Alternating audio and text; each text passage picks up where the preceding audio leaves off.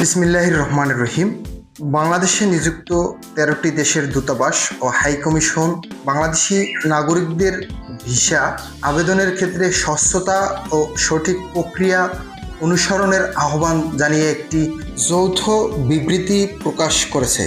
গত বুধবার 8 এপ্রিল ঢাকার ব্রিটিশ হাইকমিশন সংশ্লিষ্ট দেশগুলোর সামাজিক যোগাযোগ মাধ্যমে এই নির্দেশনাটি প্রচার করা হয়। যৌথভাবে এই নির্দেশনা প্রদানকারী দেশগুলো হলো যুক্তরাজ্য, Canada, Australia, France, Germany, Italy, Spain, Netherlands, Norway, Sweden, Switzerland, Denmark ও হাঙ্গেরি। বিবৃতিতে আবেদনকারীদের কয়েকটি গুরুত্বপূর্ণ বিষয়ে সতর্ক করা হয়েছে। ভিসা, পারমিট বা অন্য যে কোনো কনসুলার সেবার জন্য শুধুমাত্র সংশ্লিষ্ট দেশের নির্ধারিত দাপ্তরিক ও সরকারি পথ অবলম্বন করতে হবে। জাল কাগজপত্র বা ভুয়া তথ্য প্রদান থেকে কঠোরভাবে বিরত থাকতে বলা হয়েছে। এ ধরনের কাজ করলে আবেদনকারীর উপর স্থায়ী নিষেধাজ্ঞা আসতে পারে। দূতাবাসগুলো স্পষ্ট করেছে যে তারা কোনো তৃতীয় পক্ষ বা ব্যক্তিগত এজেন্টের সাথে সংশ্লিষ্ট নয়।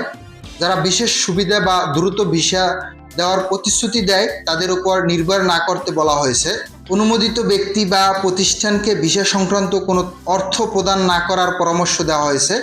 যৌথ বিবৃতিতে জানানো হয়েছে, কোনো আবেদনকারী যদি বিনা অনুমোদিত উপায়ে আবেদনের চেষ্টা করেন তবে তাকে ভিসা প্রক্রিয়ার দীর্ঘসূত্রিতা বা আবেদন বাতিল, বড় ধরনের আর্থিক ক্ষতির সম্ভাবনা, গন্তব্য দেশের সীমান্তে প্রবেশে বাধা, গুরুতর আইনি জটিলতা এবং সংশ্লিষ্ট দেশের আজীবন প্রবেশের উপর নিষেধাজ্ঞা দেওয়া হবে।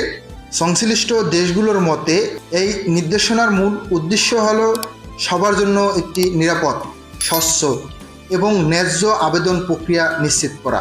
আবেদনকারীদের শুধুমাত্র যাচাইকৃত তথ্য এবং সরকারি চ্যানেলের মাধ্যমে যোগাযোগ করতে বিশেষভাবে অনুরোধ জানানো হয়েছে।